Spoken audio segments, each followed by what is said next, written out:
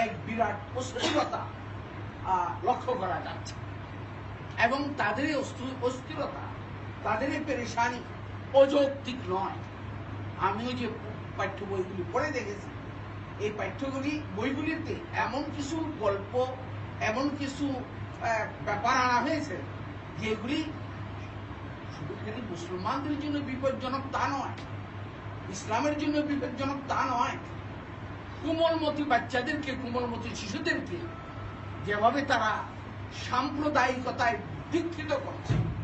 আমাদের দেশ সাম্প্রদায়িক সহনশীলতার দেশ, কিন্তু এরা তলে তলে, কারা জানি না কোন চক্রান্তকারীরা এর পিছনে আছে। এরা যেভাবে গভর্নমেন্টের পয়সা নিয়ে, সরকারের পয়সায় যেভাবে সাম্প্রদায়িক উস্কানি দিয়ে যাচ্ছে, এইটা সরকারের জন্য অশনি সংকেত আমি মনে করি। এবং শুধু তাই নয়, এইটা কোমলমতি শিশুদের উপরে নৃশংসতার সৃষ্টি করবে। আমি একটা গল্প উদাহরণত বলছি। আমরা শরৎচন্দ্র চট্টোপাধ্যায় গণমুগ্ধ পাঠক, এমন বাঙালি পাঠক কম আছে যে শরৎবাবুর বই পড়ে কাঁদে নাই কখনো।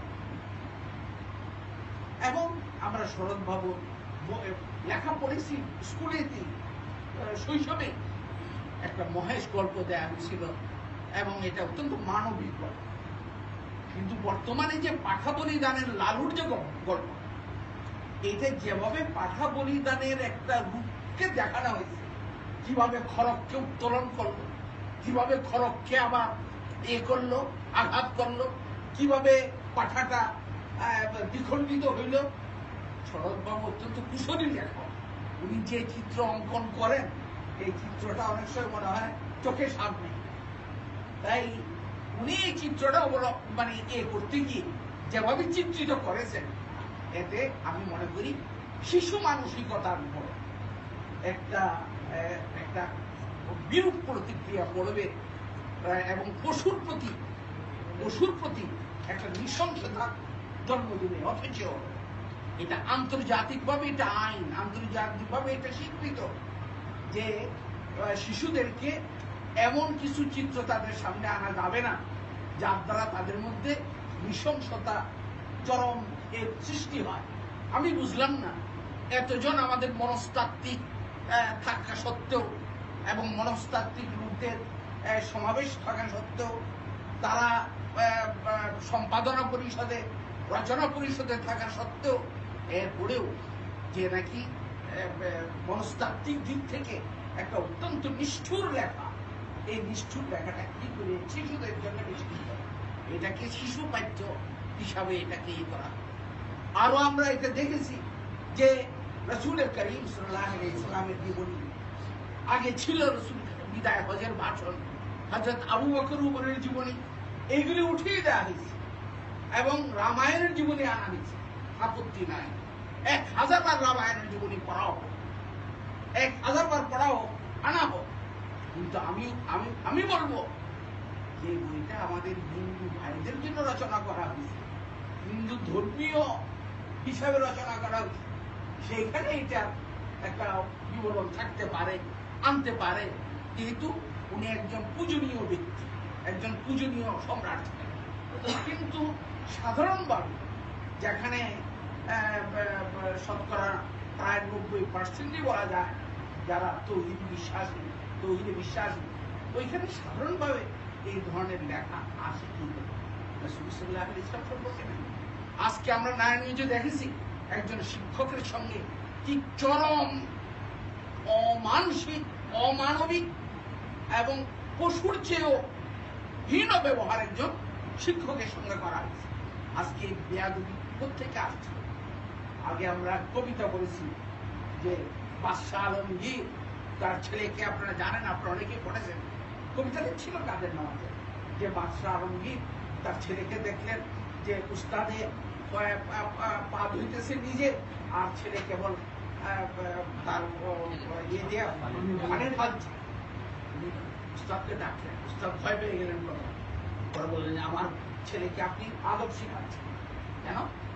আমার ছেলেকে যদি আপনি আদব শিখাইতেন, যথার্থ শিক্ষা দিতেন, তাইলে আমার ছেলে খালি পানি ঢালতো না।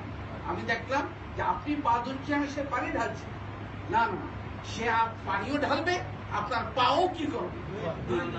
এই যে শিক্ষকদের প্রতি, পিতা মাতার প্রতি কর্তব্যবোধ, বড়দের প্রতি কর্তব্যবোধ, এই যে আমাদের সময়, আমাদের ছোট সময় যে ছিল পাঠ্য বই, এখানে পাঠ্য বই আজকে এইগুলি অনুপস্থিত। তাই আমি বলবো এই বিষয়ে আমি একটা প্রস্তাব দিতে চাই যে ওই সমস্ত লেখাগুলিকে পর্যালোচনা করার জন্য একটা অবিলম্বে একটা কমিটি গঠন করা হোক এবং এতে উলামায়ে কেরামকেও রাখা হোক। উলামায়ে কেরামের সমন্বয় এবং শিক্ষাবিদদের সমন্বয় আবার পর্যালোচনা করার যে একটা কমিটি করা হোক অবিলম্বে। এবং এই যে যে বিষয়ে আপত্তি আছে, যে যে গল্পগুলিতে বা যে যে আলোচনাগুলি, এইগুলির পাঠদান এই কমিটির সিদ্ধান্ত না আসা পর্যন্ত, এই কমিটির ফয়সালা না আসা পর্যন্ত এইগুলির পাঠদান বন্ধ রাখা। নইলে যে অবস্থা, এতে সরকারের জন্য সামনে অত্যন্ত সমস্যা সংকুল অবস্থার সামনে বিরাজ করছে।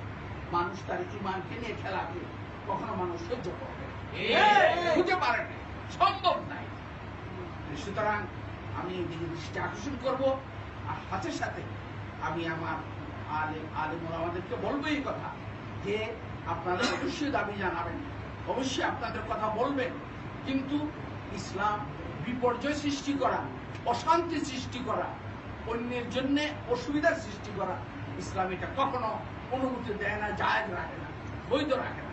তাই এই বিষয়ে যদি আন্দোলন হয়, তা আন্দোলন যেন শান্তিপূর্ণ উপায় ও অহিংস উপায় এই আন্দোলন যেন চলে, এবং আমরা আমাদের কথা সরকারের কাছে আমরা পৌঁছাইতে থাকবোই যতক্ষণ পর্যন্ত এর ব্যাপারে চূড়ান্ত ফয়সালা না হচ্ছে। ইনশাআল্লাহ অহিংসভাবে আমরা পৌঁছাবো। আমি একটা কথা বলি যে অহিংসার শক্তি এত বেশি, অহিংসার শক্তি এত বেশি যে এই শক্তি সহিংস ব্যাপারে এর কোনোদিন মোকাবেলা করতে পারে না। অহিংসাকে, অহিংসার শক্তিকে সহিংস শক্তি কখনো মোকাবেলা করতে পারে। আমরা এর উদাহরণ তো বলতে পারি, রাসূল করিম সাল্লাল্লাহু আলাইহি ওয়াসাল্লাম হুদায়বিয়ার ময়দানে অত্যন্ত কোমল ছিলেন আল্লাহর হুকুমে, এবং সন্ধি করতে গিয়ে হেন নরম হওয়ার যা প্রয়োজন কল্পনার বাইরে করেছে, কিন্তু তখন শত্রুরা অত্যন্ত আস্ফালন করেছিল। কিন্তু আল্লাহ তাআলা পর করে আয়াত নাযিল করলেন, ইন্না ফাতাহনা লাকা ফাতহান মুবিনা। সুরে হুদায়বিয়া সন্ধি স্থাপন করাটা এটা পরাজয় নয়, বরং এটা হলো সুস্পষ্ট বিজয়, সুস্পষ্ট বিজয়। তাই আমরা দেখি অহিংস আন্দোলনের কেউ মোকাবেলা করতে পারে না। পৃথিবীতে দেখেছি দক্ষিণ আফ্রিকায় নেলসন ম্যান্ডেলা আন্দোলনকে মোকাবেলা করতে পারেনি। ভারত উপমহাদেশে গান্ধী এবং মৌলানা আজাদের আন্দোলনকে কি করতে পারে নাই। মৌলানা হযরত আহমদ বদরী রহমতুল্লাহ এর আন্দোলনকে ব্রিটিশ শক্তি মোকাবেলা করতে পারে নাই। এখনো আমরা আমাদের বিপর্যয় সৃষ্টি না করে আমরা কি করব, শান্তিপূর্ণ উপায়ে আমাদের কথাকে উত্থাপন করব। আর ইহুদি চক্রান্তের ব্যাপারে আপনারা সবাই জানেন। আজকে গিয়া আপনাদের এলাকার উলামায়ে কেরামকে সংগঠিত করুন এবং জনগণকে সংগঠিত করুন, এবং যারা ইহুদিদের সঙ্গে চক্রান্ত করছে, আমাদের এই দেশের যাদের সঙ্গে যারা ইহুদিরা এই দুঃসাজস করছে, ওই লোকগুলি সম্পর্কে আমরা চিহ্নিত করে এই লোকগুলি সম্পর্কে মানুষকে সতর্ক করে দিতে হবে। নইলে আমাদের স্বাধীনতা বিপন্ন হবে, আমাদের দেশের শান্তি বিপন্ন হবে, আমাদের দেশের জনগণ বিপন্ন হবে। আপনারা এখানে সবাই কষ্ট করে এসেছেন, অনেক দূর, কোথায় দিনাজপুর, কোথায় ঠাকুরগাঁও, কোথায় খুলনা, এত দূর থেকে আপনারা এসেছেন।